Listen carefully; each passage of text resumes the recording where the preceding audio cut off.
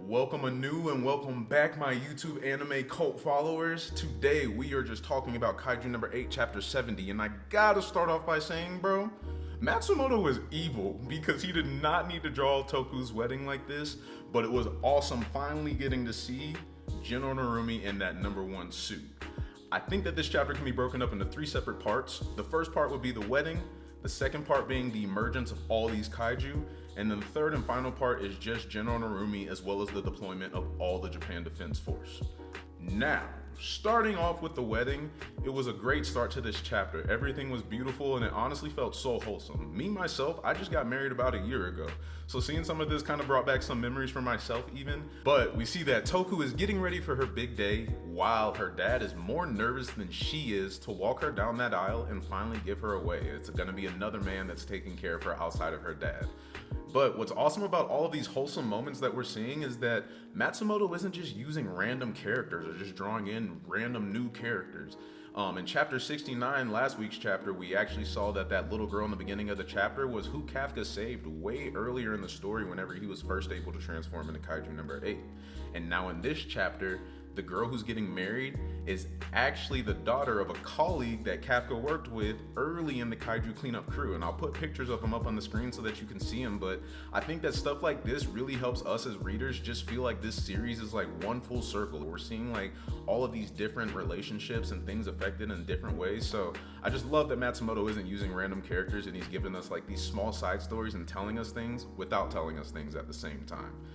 But bride is finally announced, so the father and daughter start walking down the aisle. And as they are walking down the aisle, this is when we immediately get into part 2 of what's going on, and that is the Kaiju Emergence. They are walking down that aisle, and in the back window is a huge kaiju that emerges out of nowhere, staring down at the wedding.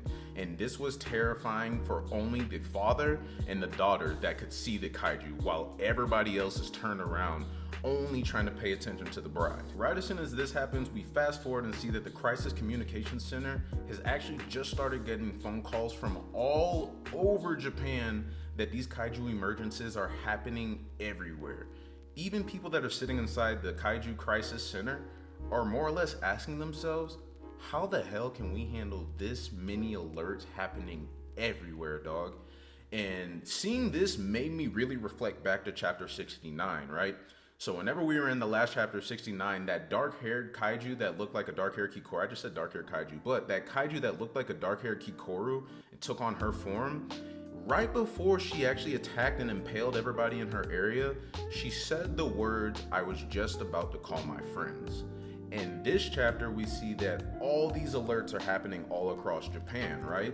So what I am thinking is that Matsumoto is telling us things without telling us things. So if we're looking deeper inside, I can finally start to see that this kaiju that we saw last chapter that looks like a kikoru in a sense, must be some sort of communicative kaiju that can communicate amongst all kaiju throughout a given area.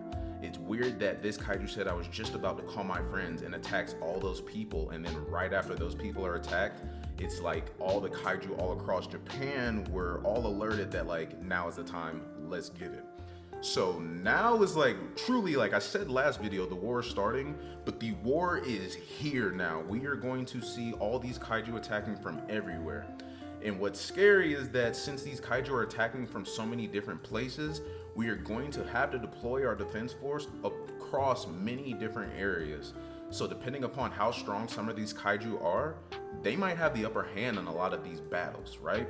Just because Narumi is in a spot doesn't mean that freaking Kikoru being somewhere else is gonna protect her. Just because Kafka is right here doesn't mean that Captain Hoshina is gonna be protected in the Shibuya ward, right? So this is what we're working with right now. We are in a place where, like we have constantly said, the kaiju have the upper hand because we are sitting ducks and they can attack from wherever and whenever, and right now we are seeing that. The kaiju are almost launching like a blitzkrieg type of attack where they are just like coming at us all at once and just giving us everything that they have.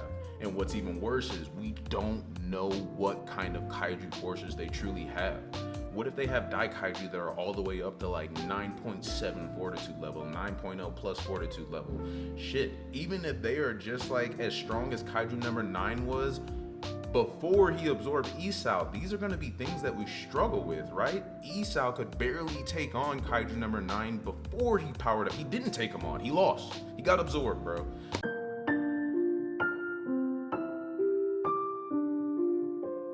So, this emergence of this war is wild nonetheless, but that is the one thing that I want you guys to take away from this chapter that I took away. I think that Matsumoto is showing us that that dark-haired Kikoru-looking kaiju must be like the communicator of the bunch, more or less. And then for the third and final part, I'm just gonna start off by saying Narumi? Narumi? Let's give a moment of silence to just look at how swaggy Narumi looked. Now, even though Narumi looked awesome, everything that led up to Narumi finally making his appearance was heartbreaking. We talked about the wedding, but as that wedding was basically demolished by that kaiju, the kaiju was taking the bride and more or less trying to eat her. And it broke my heart to see the dad quite literally bite his own arm and draw blood just in hopes that the kaiju would stop attacking his daughter and come and attack him.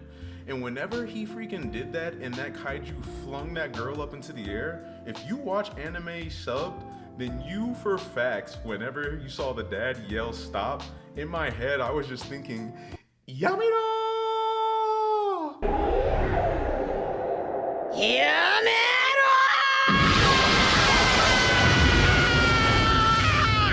From every anime that you've ever seen before.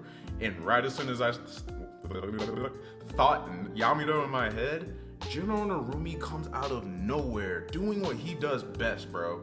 Narumi brings hype factor to this series. There are so many awesome characters in this series, and like different people are awesome for different reasons, right?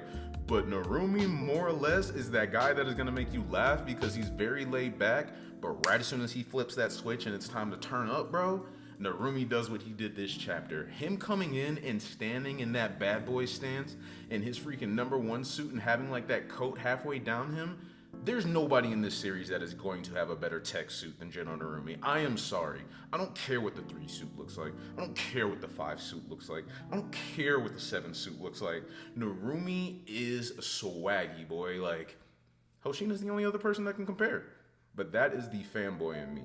It was awesome to see Narumi come through and save Toku, and even better to know that our defense force is finally deploying, bro. We're at the point now where everybody has scaled their power up to however much they're allowed to, right? We don't have any more time to train. There ain't no hyperbolic time chamber that we can go to and train for 30 minutes. The time is here and now with all these emergencies happening.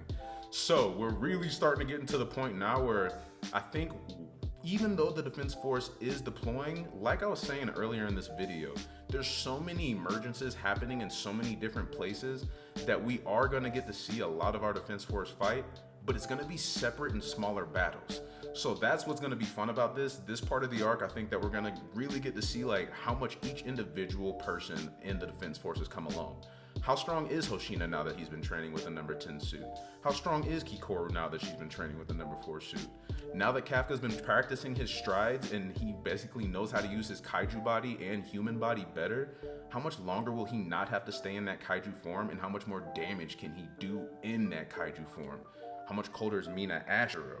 There's so many people that like, it's gonna be crazy to see these people finally fighting. Like, this is the point that I feel like so many people have been waiting for in kaiju, so nobody can complain no more. We are at the fighting climax, more or less, of this arc. We are about to get to some of the craziest parts in this arc, and I really hope that we get to go back and see what's going on in the Shibuya Ward with like that dark-haired or dark Kikoru-looking kaiju, especially since that was the person that it seems like she started this war off, right? So yeah, man, this chapter was hype. It was short, but lit.